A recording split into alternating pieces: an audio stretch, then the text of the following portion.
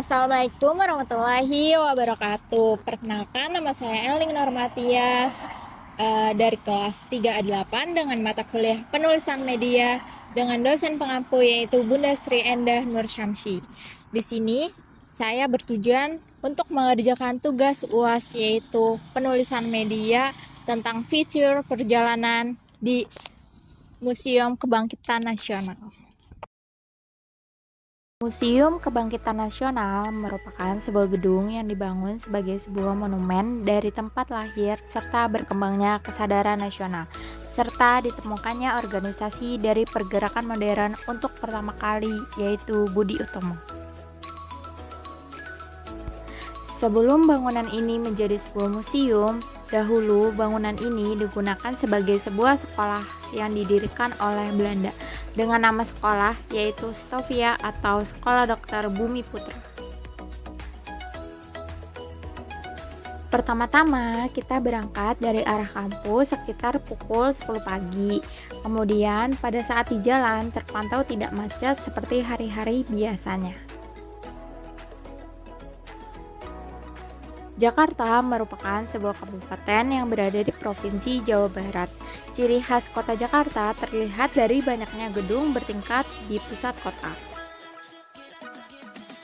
Gedung-gedung ini merupakan tempat beraktivitas masyarakat dengan kehidupan mereka. Bukan hanya itu saja, ciri khas kota Jakarta ini tidak lepas dari yang namanya macet. Jakarta tak hanya terkenal akan gedung pencakar langitnya saja, tapi juga populer akan wisata Jakarta. Salah satunya wisata yang menarik untuk dikunjungi yaitu Museum Kebangkitan Nasional yang terletak di Jalan Dr. Abdul Rahman Saleh, Kecamatan Senen, Ibu Kota Jakarta Pusat. Setelah menempuh perjalanan hampir 2 jam karena menghindari kemacetan di beberapa tempat, akhirnya tibalah pada tempat tujuan. Sebelum masuk ke dalam, saya terlebih dahulu membeli tiket dengan harga 2.000 per orang. Setelah membeli tiket masuk, saya disuguhkan dengan ruangan-ruangan yang memiliki nilai sejarah. Lalu saya memutuskan untuk melihat-lihat ke dalam apa saja sih yang ada di dalam museum tersebut.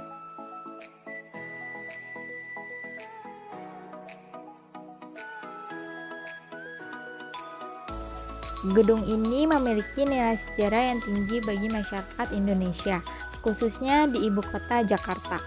Gedung ini juga menjadi saksi dari kelahiran organisasi pergerakan bangsa lainnya, seperti Trikoro Darmo atau Jong Java, Jong Ambon, dan Jong Minahasa. Setelah menelusuri lebih dalam lagi, terdapat sebuah ruangan yang diantaranya ada ruangan pengenalan, ruang awal pergerakan nasional, ruang kesadaran nasional, ruang pergerakan nasional, ruang propaganda studi Fons, ruang memorial Budi Utomo, dan ruang pers. Gedung Kebangkitan Nasional memiliki 4 kompleks gedung dengan bentuk segi 4 dan keempat kompleks tersebut dijadikan 4 museum, diantaranya ada Museum Budi Utomo, Museum Pers, Museum Wanita, dan Museum Kesehatan. Museum ini juga memperlihatkan bagaimana suasana di dalam ruang perawatan yang dulunya pernah dipakai pada zaman dahulu oleh Stovia. Stovia menjadi tempat berkumpulnya pemuda pribumi yang cerdas dan kreatif. Pendirian sekolah dokter ini lepas dari sebuah peristiwa yang terjadi pada tahun 1800-an. Saat ini wabah penyerang Jawa, pemerintah Hindia Belanda yang menyerang kewalahan menanganinya kemudian mengusulkan untuk mendirikan sekolah dokter Jawa pada tahun 1847 untuk mengatasi kondisi tersebut. Meski lulusannya bergelar dokter, tetapi sebenarnya siswa dididik untuk menjadi ahli vaksin atau mantri. Museum ini tidak hanya menyajikan bagaimana kita melihat pengalaman medis pada zaman dahulu, tetapi museum ini juga memperkenalkan lulusan dari Stovia yang pernah sekolah di sini. Untuk menjadi pelajar Stovia harus memulai serangkaian ujian yang selektif. Aktivitas mereka dimulai dari jam 8 pagi sampai jam 10 malam. Mereka juga diwajibkan untuk menggunakan pakaian adat masing-masing daerah. Misalnya, siswa dari Melayu akan menggunakan peci sementara baju boleh memakai model baju Eropa. Lain lagi dengan siswa dari Jawa.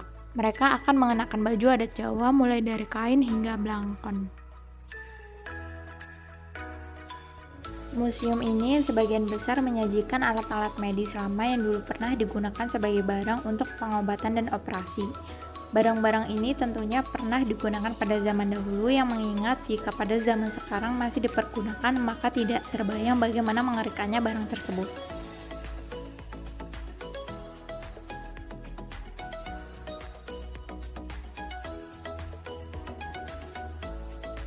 Selain itu, di gedung ini ada pula beberapa tokoh pergerakan bangsa seperti Cipto Mangunkusumo, Ki Hajar Dewantara, dan R. Supomo pernah belajar dan menimba ilmu. Oleh karena nilai sejarah tersebutlah, maka pada tahun 1973, pemerintah dari Provinsi DKI Jakarta melakukan pemugaran pada gedung tersebut.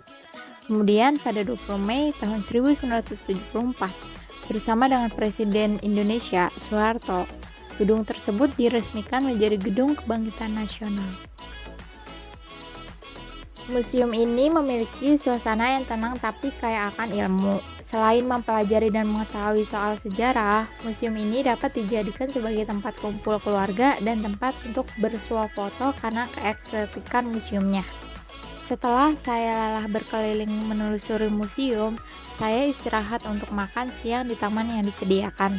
Taman ini cukup nyaman dengan view pepohonan dan terletak di tengah-tengah museum. Mengelilingi museum sehingga pemandangan yang diberikan adalah panorama klasik dan kuno yang seolah-olah membawa kita balik ke zaman dahulu.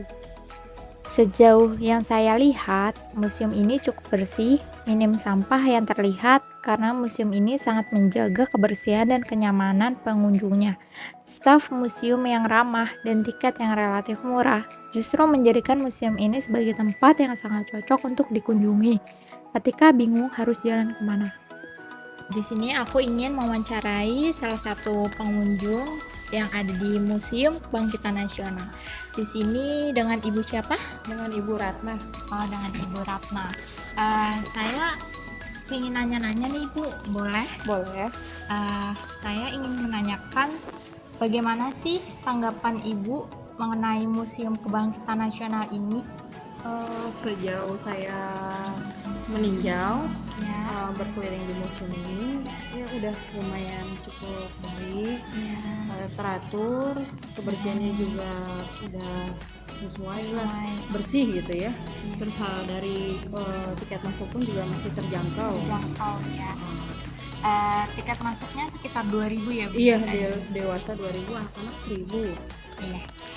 Lalu apa sih yang membuat Ibu tertarik datang ke sini, ke Museum Kebangkitan Nasional ini? Ini sih saya ingin memberi pengetahuan kepada anak saya yang masih kecil, terus ada juga yang sudah beranjak remaja. Ya. Jadi kita liburan ini nggak sekedar hanya mengunjungi mall saja, ke tempat wisata aja. Apa salahnya kalau kita coba berkunjung ke museum sambil kita hiburan, sambil kita mendapatkan ilmu pengetahuan, sekalian flashback lah kan ke anak-anak. Jadi nggak hanya seputar dunia gadget aja gitu kan. Ibu, aku terakhir ada pertanyaan buat Ibu lagi. Oke. Mengenai dari mana Ibu tahu keberadaan museum tersebut? Apa dari teman, apa dari keluarga, apa dari tetangga, sahabat? Kalau untuk museum ini sebenarnya sudah berdiri cukup lama ya, karena saya juga rutinitas suka lewat, cuman belum ada kesempatan untuk mengunjungi sini dikarenakan kesibukan saya sendiri, terus waktunya untuk mengajak anak-anak belum tepat. Nah, di saat momen liburan ini saya pikir coba untuk ajak mereka gitu. Baik, terima kasih Ibu atas waktunya. Di Museum Kebangkitan Nasional juga terdapat sebuah pameran edukasi tentang sejarah rempah Nusantara bertajuk Rumah Rempah Dunia. Pameran ini berlangsung selama 31 Desember 2023 di Museum Kebangkitan Nasional Gambir, Jakarta Pusat. Pameran Rumah Rempah Dunia menampilkan koleksi yang berkaitan dengan sejarah rempah Nusantara, seperti replika alat pengolah rempah, rempah-rempah khas Nusantara, peta persebaran rempah, hingga replika kapal samudera raksa yang bisa dinaiki oleh pengunjung. Nonton animasi cerita pedagang rempah masa lalu. Dalam ruangan ini terdapat kapal perahunya yang bisa dinaiki. Ada videonya, visual audio, jadi makin menarik lagi untuk dilihat nih. Selain itu, terdapat sebuah replika patung-patung dunia yang menjadi simbol atau saksi perdagangan rempah di berbagai negara. Beragam replika prasasti yang dahulu menjadi saksi bisu perjalanan rempah-rempah hingga kini diangkat sebagai warisan budaya. Keunikan lain dari pameran ini juga mengedepankan aspek interaktivitas dan partisipatif. Salah satunya, pengunjung dapat berinteraksi dengan macam-macam instalasi seperti menghirup aroma rempah, merasakan berlayar di samudera dengan replika kapal Borobudur, dan melihat keindahan sejarah dengan cara yang sangkil. Adapun total objek yang ditampilkan dalam pameran ini berjumlah 35 buah, antara lain prasasti dan mata uang kuno hingga benda kehidupan sehari-hari. Seperti pipisan gandik untuk mengolah jamu dan obat-obatan tradisional, serta gahi-gahi, tongkat pemetik pala, dan tukiri keranjang yang masih digunakan pada perkebunan pala saat ini. Sekian yang dapat saya sampaikan, kurang lebihnya mohon maaf. Wassalamualaikum